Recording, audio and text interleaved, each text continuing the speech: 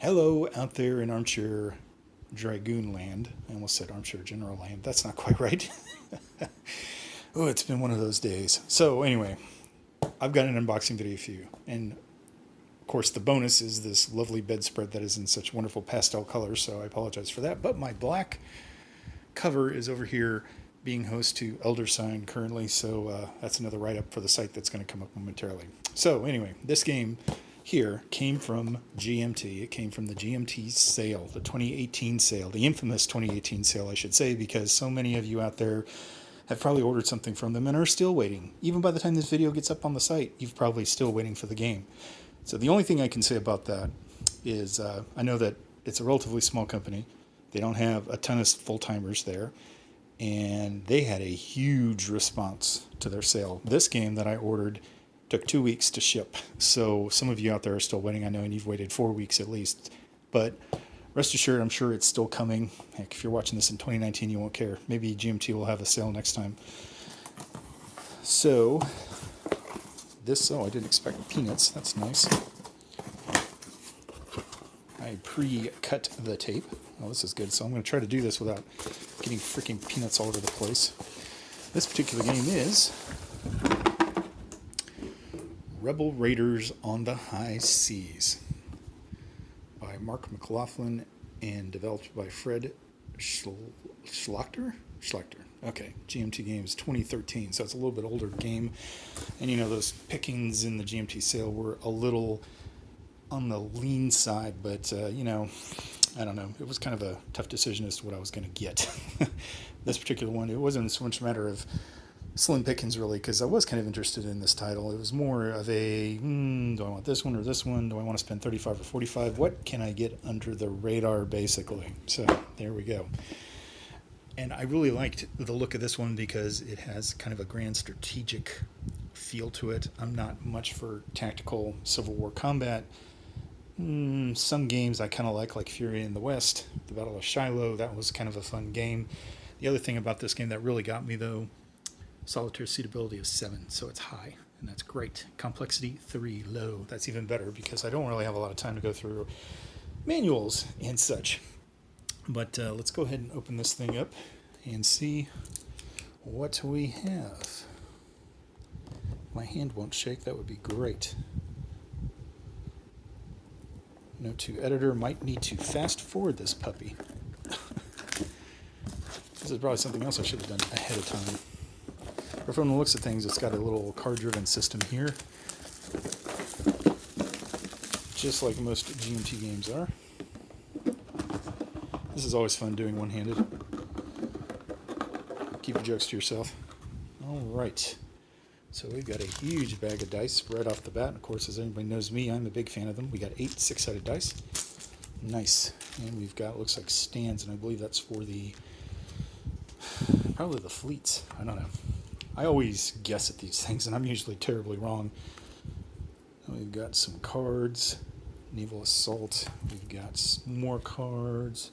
Looks like we've got U.S. Navy. I didn't see that before. Okay, yeah. Confederate States Navy. United States Navy. So that's, damn the torpedoes. That's a nice one to have on the back. David Farragut. Looks like we have some markers. Some little clear plastic chits. We've got the usual roll of small baggies. Usual quality assurance from GMT. Signed by Cha. And we have a rule book. Yet another full color rule book. I haven't really read this online or in any other capacity. Just did a lot of reviewing, or read a lot of reviews, rather. Saw a lot of videos. And it looked like a really good title. I like the rulebook. It's full of color. It's got a great deal of graphic images as examples. Graphics, I should say, not graphic images.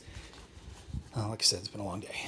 And we've got examples of play, it looks like. And I wonder if there's a designer's notes in the back. I'm sure there is.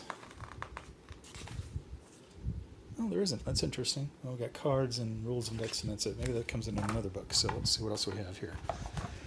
We have player aid cards, both exactly the same. Sequence of plays, tables, various other information. Looks like we got a CRT on the back here.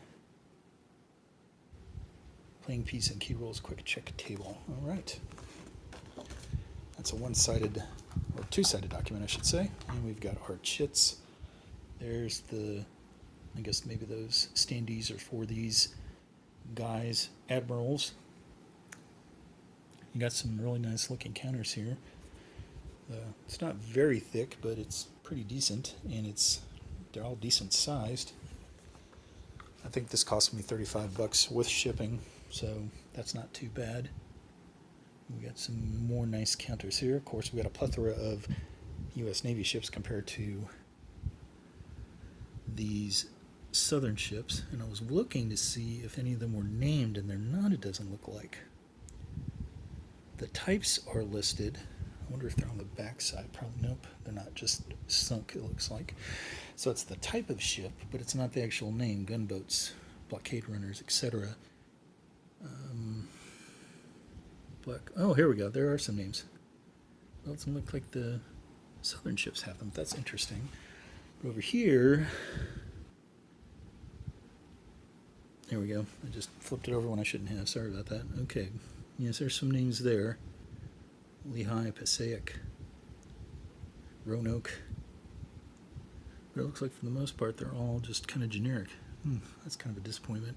Oh, there's a couple of good ones. Alabama, Shenandoah, Stonewall, Virginia. Okay, so they're not all that way. That's good to know. And the map. Now this is not a mounted board. It is paper-ish. Let's open this thing up and see what it looks like. It looked quite pretty in the video reviews I've seen, and this is kind of a nice little map here. Again, it's fun doing things like this one-handed. Here we go. All right. That is pretty cool.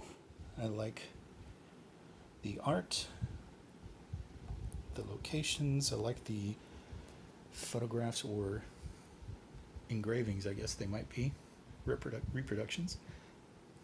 A lot of holding boxes in other area waters here. It looks like you can go all the way to the Pacific or the Indian Ocean. That's kind of cool.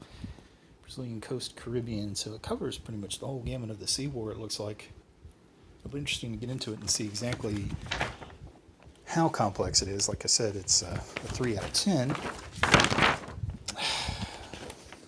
Always with the inanimate objects not playing right. Anyway. And a playbook.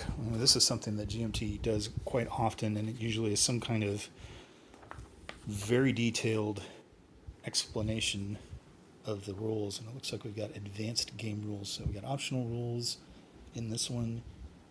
And then we've got, looks like an example. And here we go, design and historical notes, examples of play, card text compendium. So there's probably a great deal more information in here. And these are usually a joy to read with GMT. With any of their games, they add so much historical flavor to them. It really just makes it a great time. Hopefully I even get it to the table, because this is a lot of stuff to read. But if it's all mostly advanced rules, I'm probably not going to get to it immediately anyway. But here we go. Card text compendium. Looks like it does a pretty decent job of explaining each of the cards.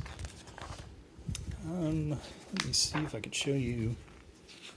Oh, that's interesting. See, that was the other game that I was interested in, Iron and Oak, but it was a tactical combat game simulating Civil War naval battles, and I'm not all that high on that, but I was kind of wondering actually if that would tie in, because it seemed kind of funny that you have this grand strategic game and then a tactical game like that. But anyway, so that looks like that's about it. It is all empty, and that is everything that you could see. So thank you for watching this unboxing video, and we'll see you in the next one.